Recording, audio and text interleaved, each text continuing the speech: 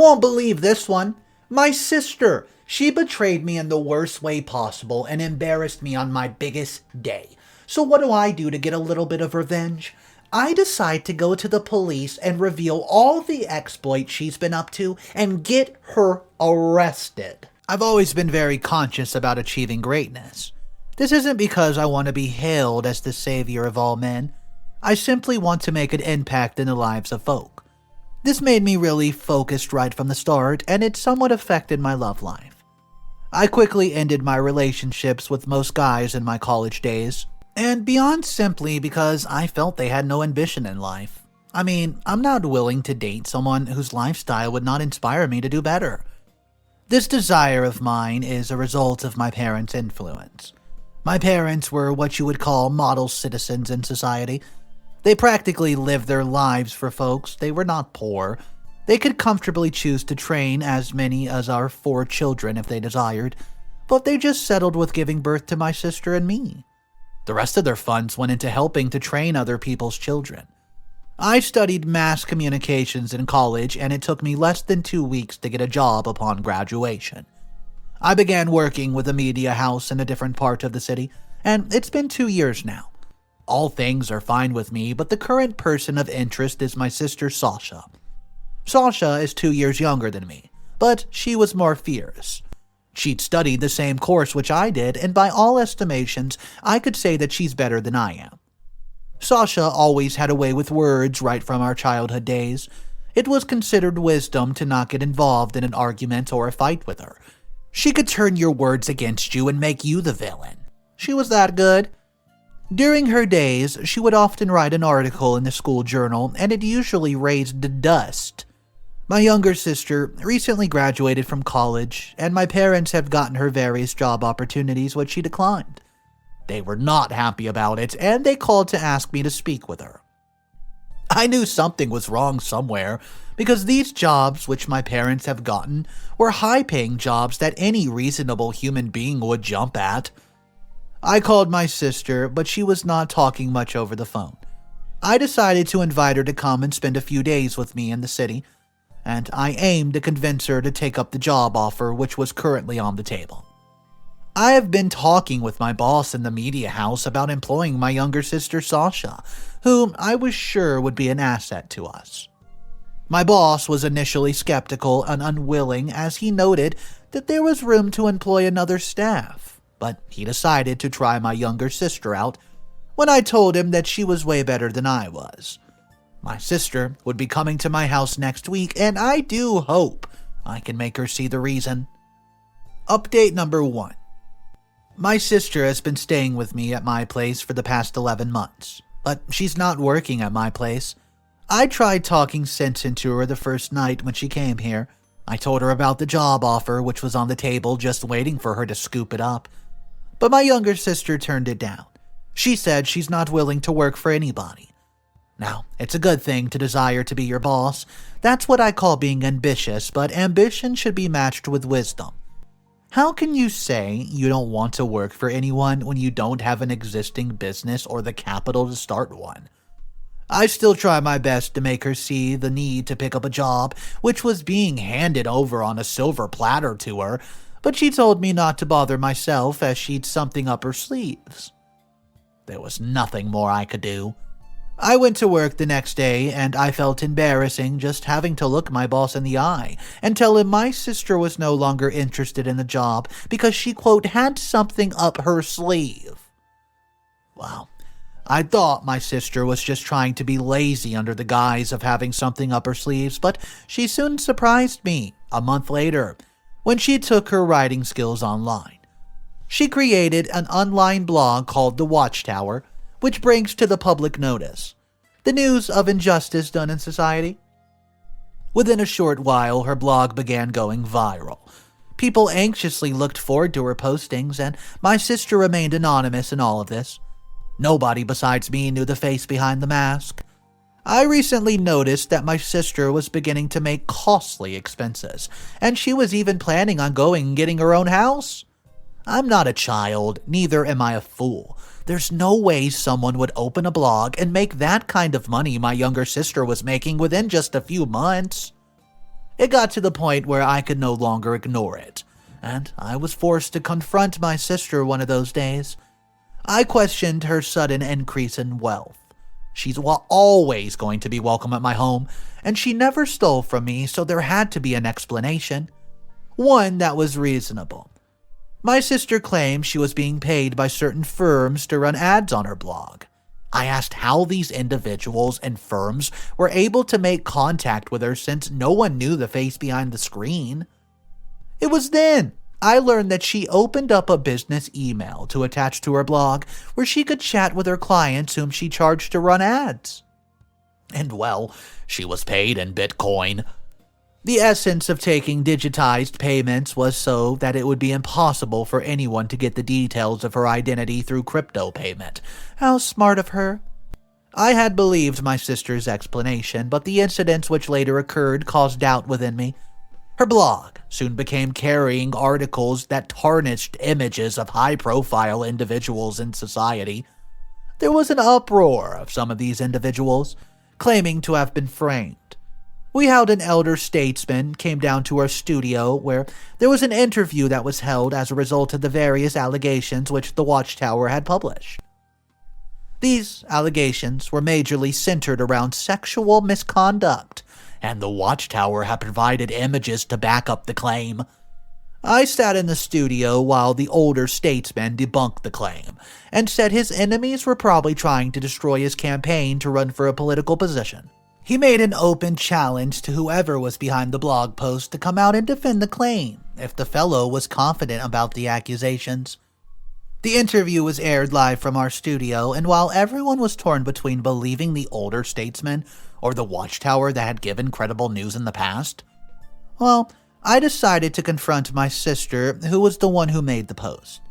I confronted my sister on the truth of the whole matter.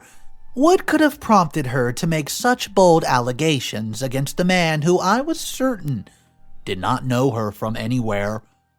My sister admitted that she had never crossed paths with the man before, and she did not need to. She was only doing what she is paid to do. She revealed to me that some individuals of the firm could pay her in crypto just to post a piece of news about another. It wasn't her business what she posted. She was just after the money. I was quite disappointed. The blog which my sister had started, as credible as can be, had turned into an instrument for crime. I rebuked my sister for killing the honor of innocent individuals, all because of money. I demanded she stopped at once, and she did not object. She promised never to indulge in such again. I'm not so convinced of her promise, so I'll just wait and see how sincere she is. Update number 2. This is my 3rd year living apart from my parents, and I'm finally dating a guy. It took me this long to get a boyfriend because, though I have all kinds of guys flocking around me, the good, the bad, and the ugly, I had my standard which most of them failed to meet. My boyfriend's called Nick, and besides the fact that he's handsome, I'm drawn to him as a result of his ambitious nature. He's way more ambitious than me, and this is something that I require in any man whom I date. Nick worked as an affiliate marketer firm. This was a firm that helped individuals or firms market their products by creating awareness and generating clients through their marketeers. Once they can secure a deal for these individuals and firms, they would be paid 20% of the profit. Nick was one of their top marketers, and he was good at it. I mean, why would he not be? He had sold himself to me, something other guys failed to do so far. We would go on dates, and he would go on talking about his dream to own his own affiliate marketing firm, which would be the most popular in the country, and beyond. I loved the fact that he could dream big. This was the kind of person I needed around me, someone who I could look up to as a source of constant motivation to do better. He didn't have money, but that was not an issue to me in any way. With the kind of winner mindset that he had, it was only a matter of time before he began raking in the millions. So, I introduced my boyfriend Nick to my sister, and she likes him. I was glad because I did not have to pick between a lover and a sister. Nick soon proposed to me, and I happily said yes. I took him to meet with my parents, and they had no issues with him. We began the wedding preparations, and everything was going great till we were forced to put the whole thing on pause. Nick recently dropped by my house one evening and he was very sad. I was concerned for my boyfriend just as my sister was concerned for her friend. We inquired what the problem was and he noted that it had to do with his office. Nick told us that his sales have been dropping the past few months and it meant that his company had to drop off 2 marketers. He was selected alongside another of his colleague and they were both placed on a 1-month probation. Whoever was able to meet a certain target was retained while the other, was fired. Nick was bothered because he did not know if he could beat his colleague to retain his job. I did my best to console him and I encouraged him to try doing what he could do. And if at the end of the day he still lost his job, then he could go find another or perhaps even use it as a means of starting his own affiliate marketing business. While I was busy trying to make him see the bright side of things, all my younger sister could do was ask him questions about the other fellow who had been shortlisted along with him. My boyfriend grew more tense as the month drew to an end. He would say that the guy was closing in more deals than himself. I still kept on reassuring him that things would work out just fine. I began making plans to get him some other job opportunities just in case he lost his job at the end of the day. I decided within me that I was going to support him financially so he would not feel the pain that he lost his job. My younger sister maintained the fact that he was not going to lose his job. She said it with such confidence like she was the owner of my boyfriend's firm. Things finally played out just as she had predicted. My boyfriend came home a week before the deadline and he was all smiles. I could predict it that he got the job. He informed me that the company had finally fired his colleague despite him having the upper hand a week before the deadline. I was happy for my man, as he's been off the hook. But it seemed strange and a bit unfair that his company would fire the other guy who was doing better than himself. So, I inquired about what happened. Nick told me about the piece of news that had surfaced and was circulating online about his colleague. It turned out that his colleague was not as clean as his firm thought. Certain stories about a claim by some individuals were that they have been duped by him and their business dealings. Nick said that once the news began circulating, his firm immediately fired his colleague as they did not want to be hitched with any controversy. And I don't know, I believe in coincidences and all, but it looks so suspicious how this news came out at the perfect time that favored Nick. I asked the source of the leaked information, and I was shocked when he told me it was the Watchtower. My sister. Nick was surprised at how my demeanor had suddenly changed all of a sudden. He just sat there and asked what happened, but I remained mute as I pondered on the whole thing. My sister was behind the story about his colleague which was circulating online. I knew that the stories were fake and they've gotten Nick colleagues fired. Nick is my boyfriend, and I wanted him to see him retain his job, but not by any dubious, malicious means. It was at that point, while my anger was high, that my sister waltzed in. I didn't bother asking her if she was the one who made the post. Nick said it was the Watchtower, and Watchtower was my sister. She knew what she was doing all along, and that was why she could confidently reassure my boyfriend that he was not going to lose his job. I immediately began condemning her for wrecking somebody's career. She didn't even bother denying it. She rather claimed that I was ungrateful for getting mad at her simply because she helped my boyfriend retain his job. Nick was all the more confused. He could not understand how she had helped him keep his job, and she could not equally understand why I was angry at her for doing so. I finally explained to him that my younger sister was the face behind Watchtower, and she had released the news about his colleague that got him fired. Fake news! I had expected that Nick would rebuke my sister for going to such length just to make sure that he keeps a job, but he surprised me beyond measure. He asked that I saw things from my younger sister's perspective. A perspective of her trying to help. I was so mad. How could Nick support what my sister has done? This was part of him that I have never really seen. I know I love ambitious people, but this would not be ambition. It was wickedness. I sent Nick out of my house, and I'm currently not speaking with either him or my sister. Update number 3. 6 weeks go by. Well, 6 weeks went by before I finally got on talking terms with both my sister and my lover. Nick had stayed away from me after I sent him out of the home, and my sister did not bother to initially apologize. She began spending late nights outside the house, and most times she would not even come home. I refused to send her out of the home because she was my sister, and it was my duty to watch over her, but I was hurt at the fact that she had come between my boyfriend and me. I waited exponentially for Nick to reach out, but it seemed that the more I kept quiet, the more he just moved on with his life. After a few weeks, I began to panic. Any lady in my shoes would. Here was a guy whom I've introduced to my parents, and he had declared his intentions of getting married to me right before them. How would I now look to my parents in their face and tell them that I've been jilted by my lover? What would happen to all the preparations we've made? There was a lot at stake for me to lose, and I had just reached out to Nick and tried to patch things up with him. I did all I could to get through to my fiancé over the phone, but his line was not going through. I had to visit him at his office, and that was when he told me that he was no longer interested in me. I almost died. I tried making him understand that we had what was just a little quarrel a couple experiences ago, but it's not going to come between us. Nick refused. He outrightfully told me that he was not willing to get married to a lady who did not have his best interest at heart, or who was not glad to see him succeed. It wasn't fair for me that Nick would accuse me of not wanting his best interest simply because I was against my sister doing something wrong. All the same, I pleaded with Nick, something I've never done to a guy, but he remained adamant that he was done with the relationship. I left his office that day, but I didn't go straight home. I needed a place where I could cry my little heart out and be comforted, so I headed to my parents' home. My parents felt sorry for me, and I blamed my sister for my misfortune.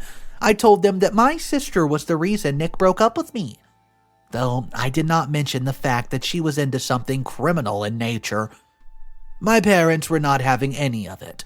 They sent for my younger sister and rebuked her for playing into the breakup of me and Nick. And, well, 2 days after they've reproved my sister, Nick suddenly came to the home for visits. He apologized for breaking up with me and wanted to get back. He admitted that he'd been so blinded by ambition that he did not know that he's crossed the line. His apology was genuine. I can swear on that. He told me that he's resigned from his work and that he was going to start up his own firm after we married. Okay, that is if I was still willing to get married to him. Of course I was. Dealing with heartbreak is something I'm not good at. Besides, he was a changed person. I could see it from his actions. Both Nick and my sister and I have made up. The wedding preparations have resumed, and I would soon be the wed of the lover of my life in the next couple of weeks. Update number 4. I should have gotten married to Nick 2 weeks ago, but I'm currently on 2 weeks leave just to recover from heartbreak. Yes, Nick finally broke up with me for good, and that's not the worst part. He embarrassed me while doing it. Our wedding plans have been finalized, and I was moved in with him after the wedding while my younger sister took over my rented apartment. The day of the wedding finally arrived, and everyone was present at the church, waiting for the couple to arrive. It's always been the norm for intending bride to arrive later than the groom, as a result of her trying to look her best, but the reverse was the case on this day. I got to the church, and my man was nowhere to be found. The guests, they were all there. My colleagues from the office, my parents, their guests, and even the officiating minister were present. Everyone was present except for 3 people. My fiancé, who was supposed to be the groom, his best man Clyde, and my younger sister, who was supposedly to be my chief bridesmaid. After we've waited for 2.5 hours without any sign of them, we decided to call their phones. Nick's phone number was not going through, and my sister's number was switched off. The only line which went through was that of Clyde, but he was not answering. I began panicking as I feared something terrible may have happened to them. My parents, though, were about to send someone to go check up on them when Clyde finally walked into the church. His look was not encouraging. I knew there was a problem as I could not see my lover or sister with him. I began to get scared. We were all rallied around him, and we did not need to ask him any questions before he began speaking, breaking the news to us. Everyone gasped in shock as Clyde told us that Nick was no longer coming to the church, as he was not interested in getting married to me anymore. The painful part was when he said that Nick has eloped with my younger sister. They'd both spent the last 2 hours packing up their things. Clyde had tried dissuading them from going through with the plan, but his plea fell on deaf ears. I was inconsolable. Everyone gathered around to hold me back as I almost ran mad. My fiancé had eloped with my sister on my wedding day. The picture was finally clear. He was not sincere with his apology. He had begun seeing my sister right after we had quarreled over her posting malicious content online just to save his job. The late nights which my younger sister kept and the days when she slept outside the house were probably spent at his place. The only reason why they both apologized was that they needed time to plan their escape. I felt stupid, humiliated. No words can describe the way that I felt that day. Which was supposed to be the best day of my life, became the saddest day ever. My parents and Clyde were finally able to take me home after I'd rolled myself on the floor, crying. My parents had come to stay with me for a while as they feared that I could hurt myself, and honestly speaking, I was harboring the thought. My office was supportive. They came around and my boss granted me a compulsory 2 weeks leave to put my things together.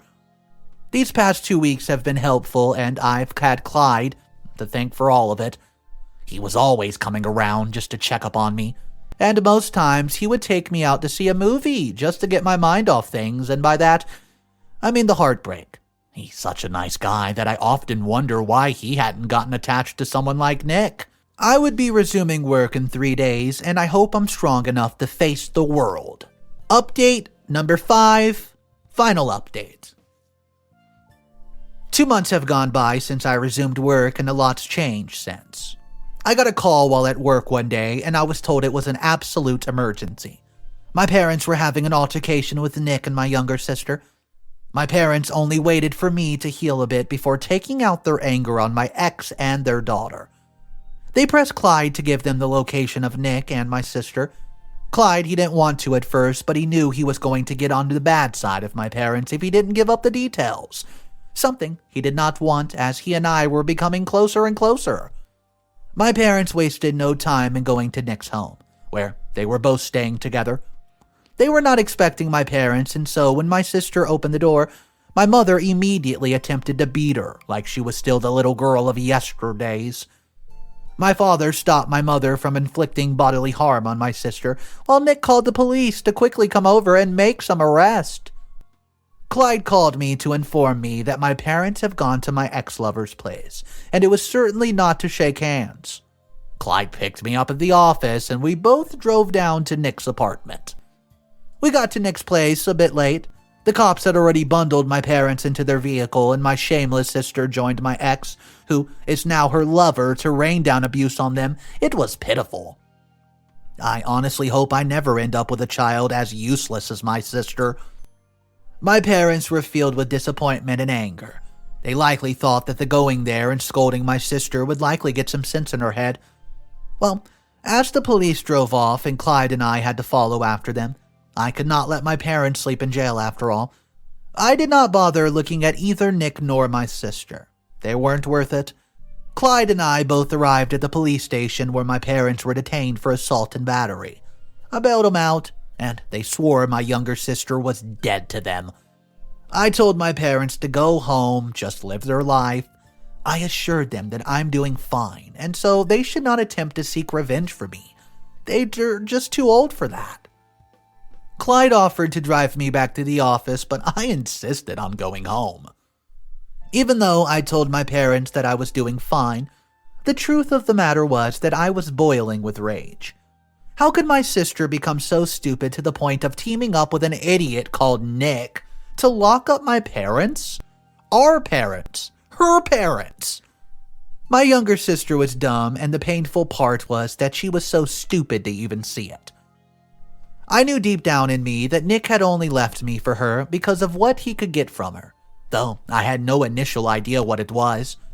Someone with his level of ambition was usually self-centered. All the same, I made up my mind not to let it slide. I began looking out for every opportunity to exact my revenge. I knew I was only going to be a matter of time before a window of opportunity presented itself. And I finally got my revenge a few weeks later when Nick was launching his affiliate marketing firm. He was finally making his dreams a reality with my sister by his side. After the launching was done and the firm was legally registered, various articles began spreading online about the few prominent affiliate marketing firms that were in the country. The articles spread lies and did great injustices to these firms, and even the previous firm which Nick resigned from was not spared. There was just a handful of marketing firms that were spared, and Nick's firm was one of them. The articles' impacted on these firms was highly negative, and they began experiencing a decline in clientele while Nick's firm, which was just a few weeks old, began experience a rise in clientele. I knew it was my sister's doing with the Watchtower. Yeah, and the publication of the blog. There was an uproar across the entire country, and a demand was made for the neck of whoever was behind the Watchtower. This was Nick's game plan all along.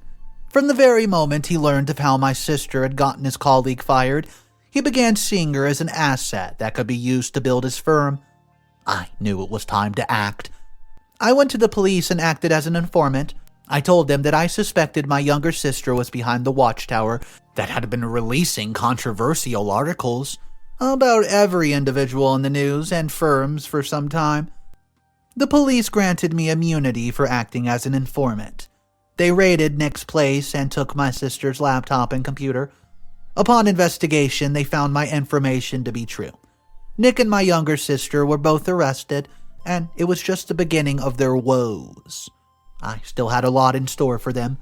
Once the police made it general knowledge that my sister was behind those malicious contents, I decided to further exploit the situation. I spoke with my boss and I briefed him on what's happening.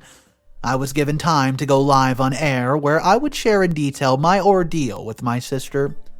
I finally went live, and I used the opportunity to make people see Nick and my younger sister for who they were.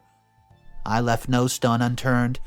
My interview made matters worse for them, and my sister was sentenced to 2 years in prison, while my ex-lover got 5. If it were up to me, I'd prefer the both spent the rest of their miserable lives in jail. All the same, I'm certain that when they both get out of jail, it would be difficult for them to make headway in their careers. Nick, for one, has had his dreams flushed down the toilet as a result of his overambitiousness. As for my love life, I'm currently going on dates with Clyde. I can say from all the indications that he is into me, and I'm willing to give him a shot. I'm no longer looking for someone overambitious. I've learned my lesson the hard way. Any good guy? Well, he'll do. This was one of the messiest stories we've read in quite some time. Guys, let me know your thoughts about this, but I do have one question. If you have ever been in something like this sticky situation or know somebody that has been, go ahead and drop your similar related comment down below and let us know about your whole ordeal. I love to read comments like that, and also, this story was just so outrageous. Do you guys think karma acted swiftly at the end of the story? Let me know yes or no, or do you think it could have been a lot worse? Thank you guys for joining me on today's videos. I really hope that you enjoyed it, and just know I'll have another video ready for you to go tomorrow, so I hope to see you then. Smash that subscribe button, guys, and have a wonderful day.